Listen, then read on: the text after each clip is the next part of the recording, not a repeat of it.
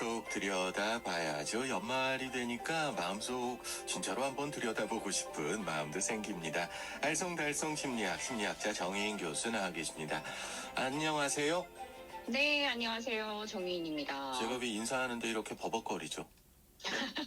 연말이라 가지고. 연말을 어떻게 보내시고 계세요? 건강하고 따뜻하게 보내려고 노력하는 중입니다. 너무 뻔한 이야기인데. 올 한 해 하여튼 정혜인 교수께서도 알쏭달쏭 심리학 함께 해주셔서 너무너무 감사드리겠습니다. 네, 감사합니다. 별 재미없는 이야기를 잘 들어주시는 애청자분들이 계셔서 제가 더 아마 감사하게 생각하지 않을까 싶습니다. 재밌어요. 왜냐하면 오늘도 재밌을 거기 때문에. 오늘 어떤 이야기 할까요?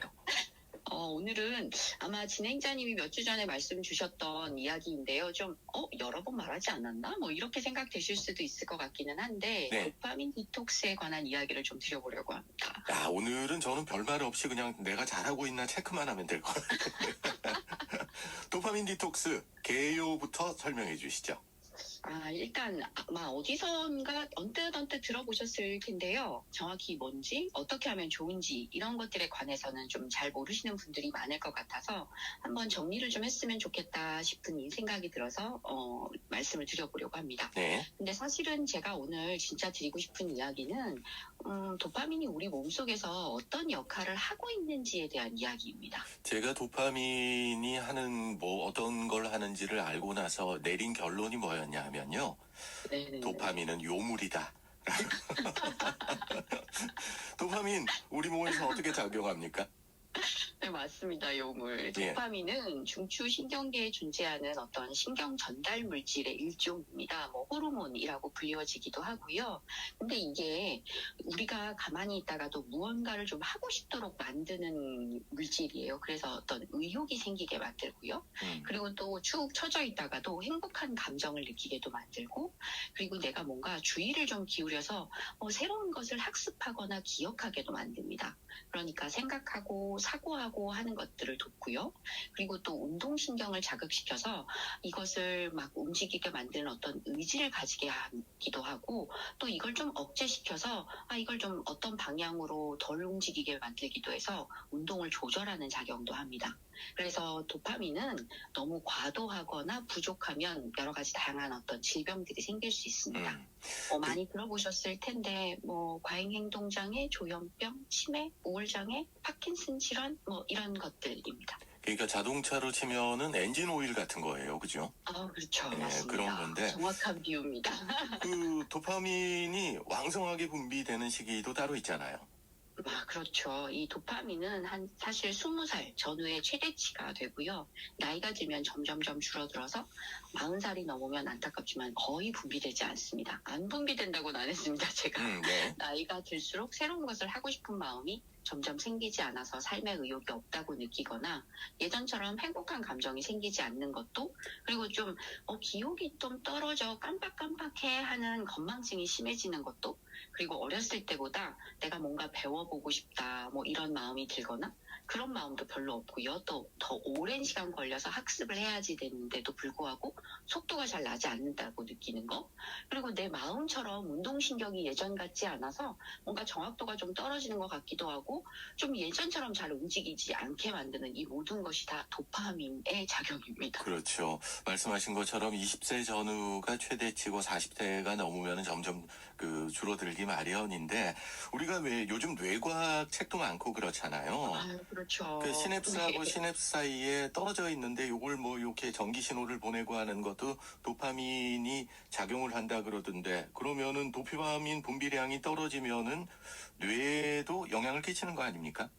당연하죠. 그러니까 제가 기억과 사고와 운동과 정서 이 모든 것이 사실은 호르몬, 신경 전달 물질이라고 하는 것의 작용뿐만 아니라 뇌에 이렇게 어떻게 작용하는가이거든요. 네. 그렇다 보니까 인간이 살아가는 데 있어서 무언가 성취감을 느끼거나 만족감, 그리고 내가 어떤 것을 해서 쾌락, 즐거움을 느끼거나 하고 싶다는 의욕, 끝까지 참아내야 된다는 인내, 끈기 이런 것들이 좀 더 적절하게 삶을 활기차게 능동적으로 그런 마음을 갖게 만들어야 되는데 이런 마음들을 좀 덜 갖게 만드는 거죠.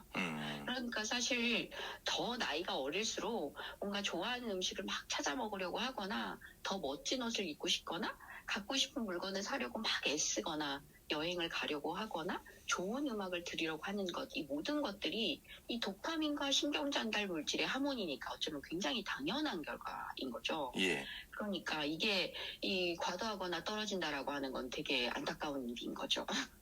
근데 저는 저 말씀 들어보니까 여기 나오는 현상들 보니까 아직까지 도파민이 과도하게 나오는 것 같은데.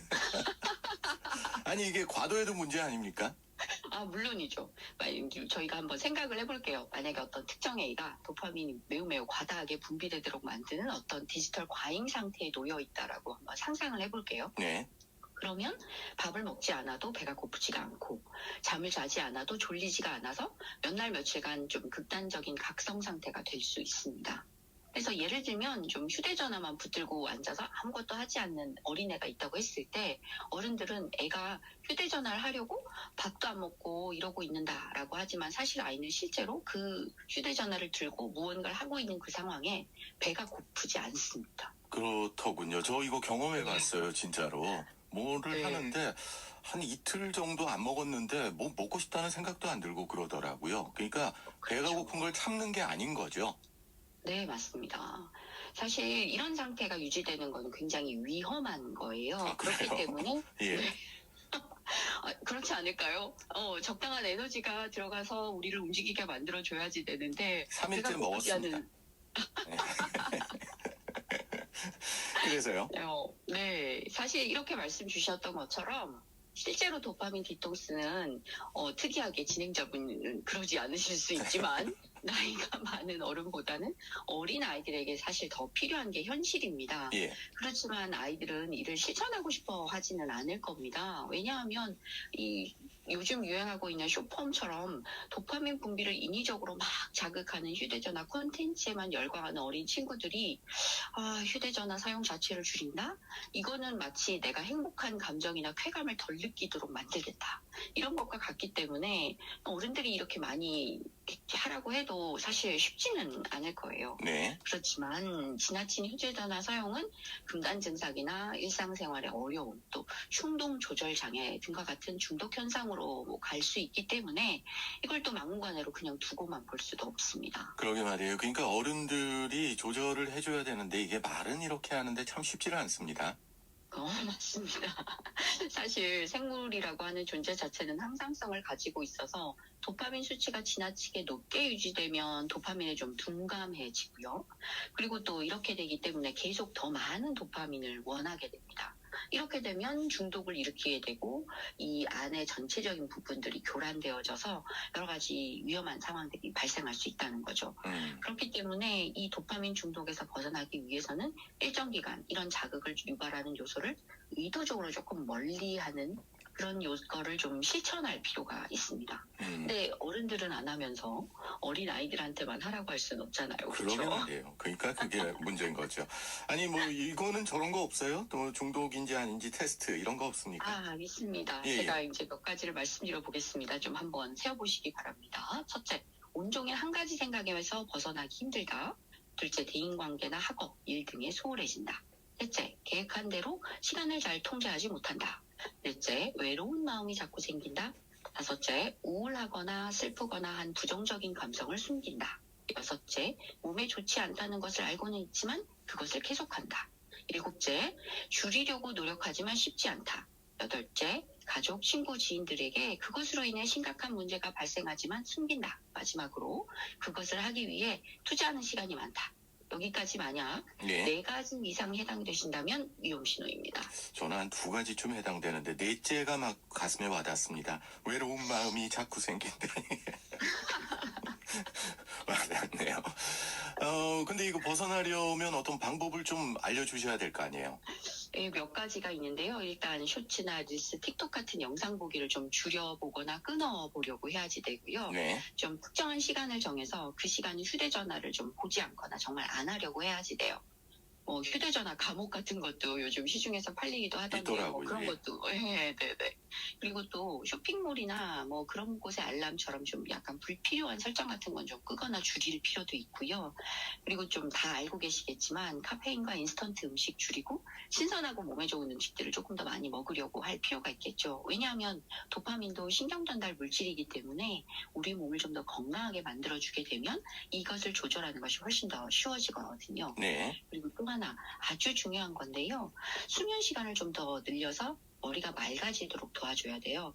지금 아마 이 이야기를 듣고 계시는 분들 중에 어딘가 뒷목이 뻐근하고 좀 눈이 흐리다 이러면 좀 잠에 문제가 있는 네. 거거든요.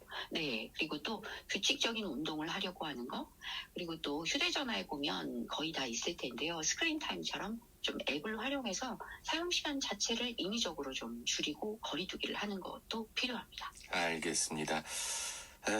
실천하기 힘든 것들만 말씀하셨습니다.